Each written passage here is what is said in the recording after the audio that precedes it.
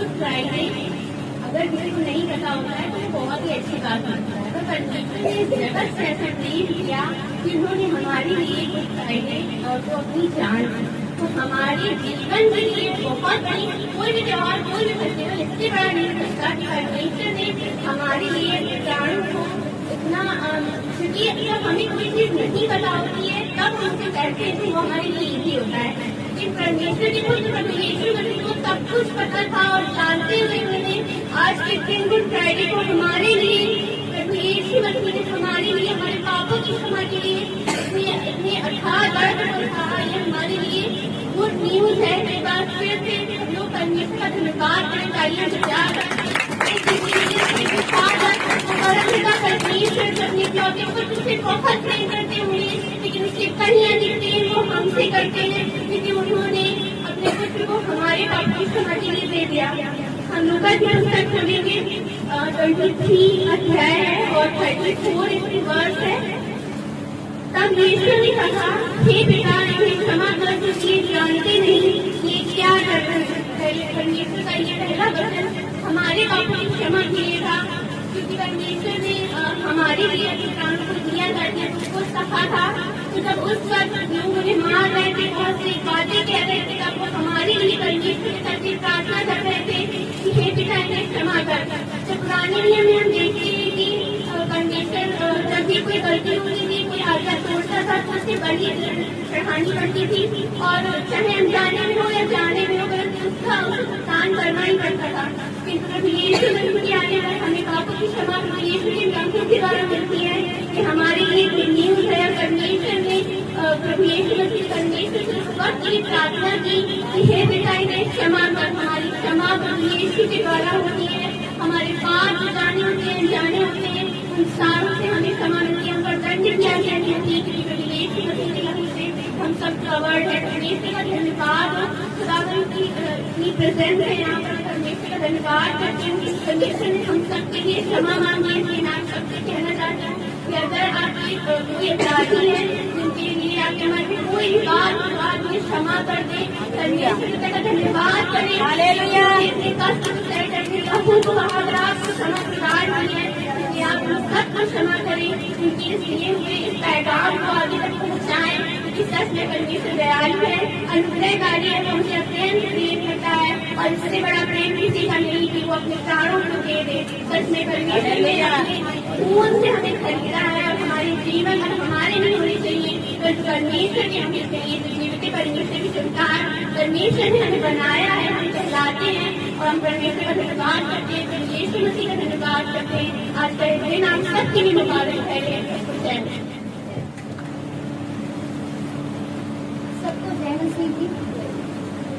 प्रभु यीशु मसीह का दूसरा वचन था जो उन्होंने क्रूस पे दिया था, वो ये है लूका का 23:43 को लेकर। यीशु ने उससे कहा, मैं तुझसे सत्य कहता हूँ, आज ही तू मेरे साथ स्वर्ग लोक में होगा। ये वचन प्रभु यीशु मसीह ने जब उनको क्रूस पे चढ़ाया जा रहा था तो उनके साथ में 2 अपराधी और भी थे। ये वचन प्रभु ने दूसरे अपराधी के लिए बोला था क्योंकि जब वो पहला अपराधी उनका अपमान कर रहा था, उनका उपहास कर रहा था, तब दूसरे अपराधी ने उसको रोका, उसको डांटा और प्रभु को निर्दोष जाना और उन्हें निर्दोष बताया। ये बात प्रभु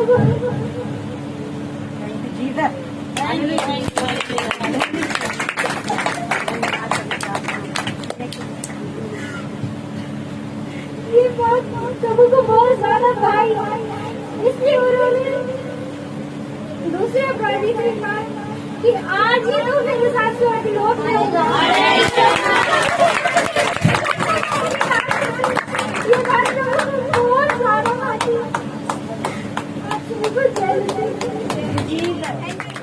यूहन्ना 19:26 से लेकर हम पढ़ेंगे कि जब यीशु ने अपनी माता और उस चेले को जिससे प्रेम रखता था पास खड़े देखा तो अपनी माता से कहा, हे नारी, देख ये तेरा पुत्र है। तब उसने चेले से कहा, ये तेरी माता है। और उसी समय से वह चेला उसे अपने घर ले गया। प्रभु द्वारा कहे गए सारे वचन में आप एक बात देखिए, वो या तो किसी भविष्यवाणी को पूरा कर रहे थे या परमेश्वर की इच्छा पे चलते कर रहे थे। हमने देखा कि प्रभु यीशु मसीह ने जब अपने चेलों के साथ थे और उन्हें दृष्टांत समझा रहे थे, तो उस समय उनकी माता उनके भाई बाहर खड़े हुए थे और वहां पे उन्होंने कहा था कि देख तेरे भाई और तेरी माता बाहर खड़े हैं। और प्रभु ने जवाब क्या दिया था कि मेरे माता मेरे भाई वही है जो मेरे परमेश्वर के वचन पे चलते हैं। तो हमें ये दिखाता है कि परमेश्वर को संसार की चिंता नहीं थी। पर क्रूस पर चढ़ के ऐसा क्या हुआ कि प्रभु को एकदम से अपनी माता की चिंता होने लगी। यहाँ पर प्रभु परमेश्वर का वचन पूरा करेगा। यदि आप इफिसियों का 6:1 पढ़ेंगे तो वहां पर लिखा हुआ है,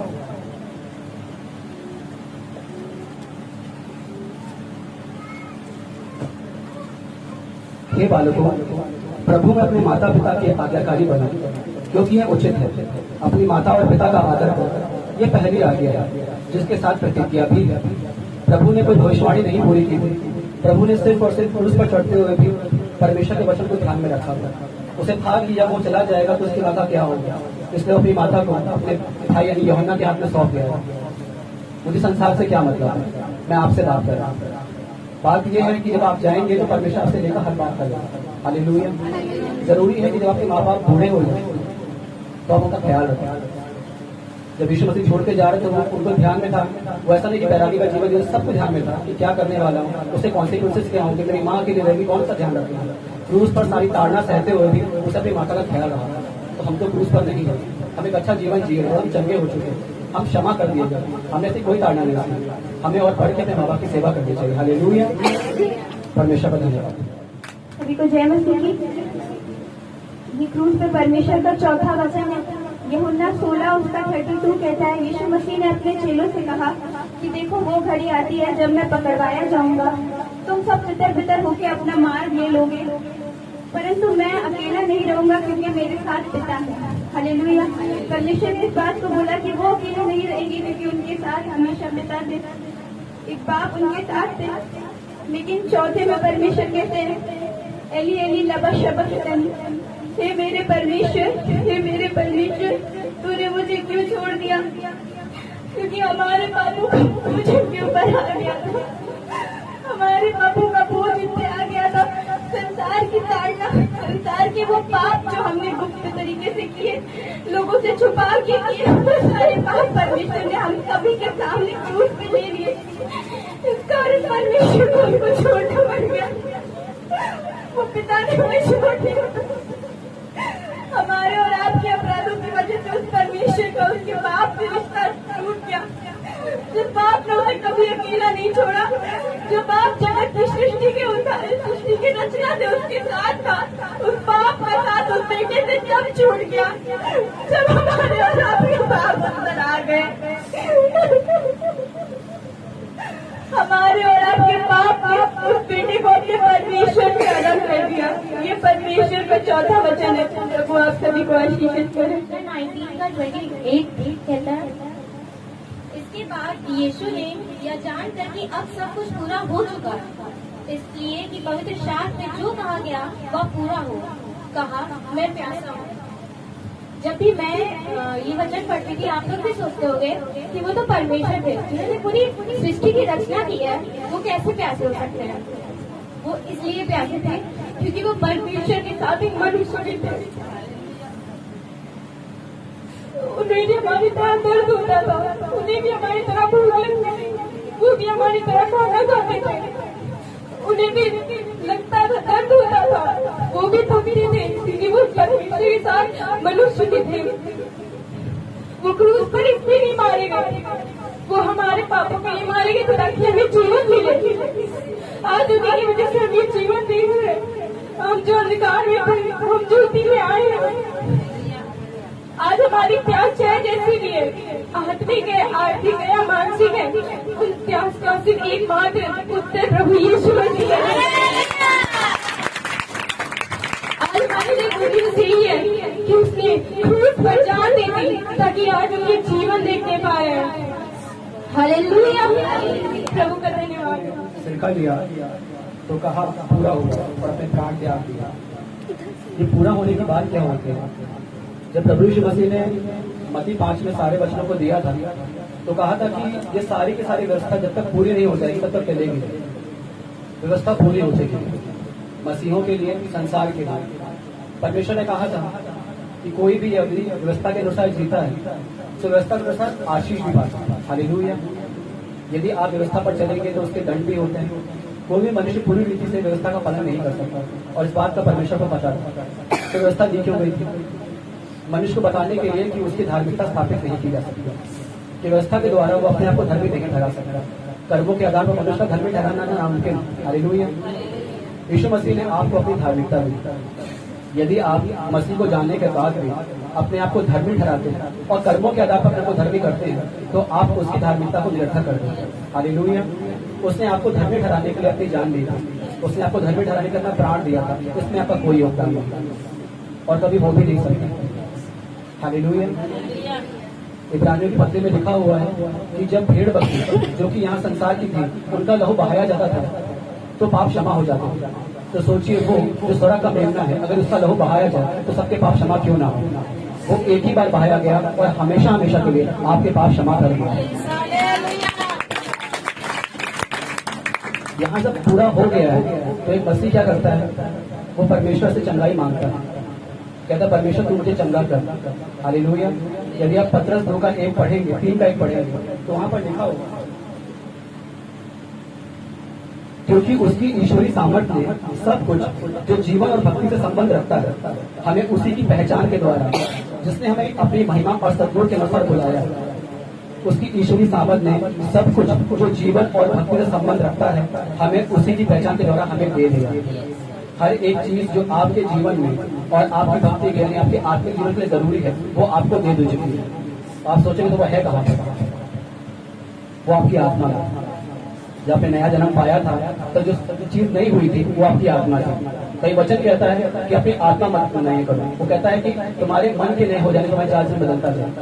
यदि आप परमेश्वर के वचन के अनुसार अपने मन को बदलेंगे तो आत्मा में जो आपको दिया गया है वो आपके जीवन में प्रवेश कर जाएगा। प्रभु ने पहले कह दिया था कि उसके कोड़े खाने से तुम चंगे हो चुके हो। वो नहीं कहता कि तुम चंगे होगे या चंगे होने की प्रक्रिया में हो, तुम चंगे हो चुके हो। ये हो चुका है, ये होने नहीं वाला है।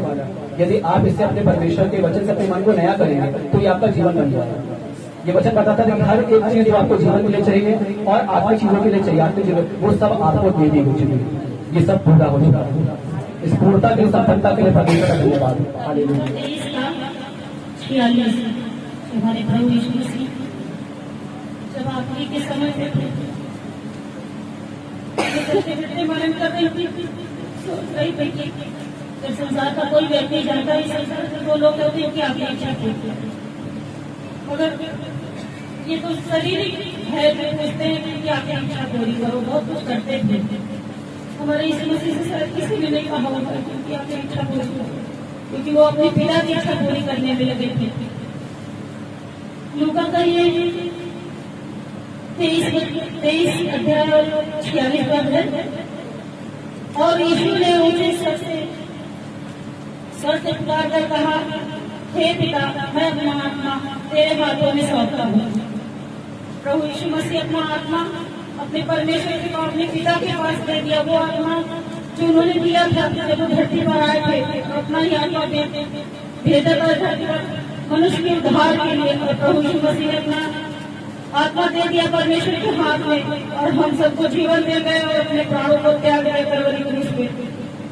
और शैतान हार में चला गया उनके जीवन से और हम लोगों को जीवन मिल गया। प्रभु यीशु मसीह के नाम को महिमा मिले, उसके ऊंचे नाम को हमेशा वो ऊंचा रहे, उसका नाम हमेशा ऊंचा रहे, हम सबके बीच हमेशा खड़ा है और रहेगा। हालेलुया। सबको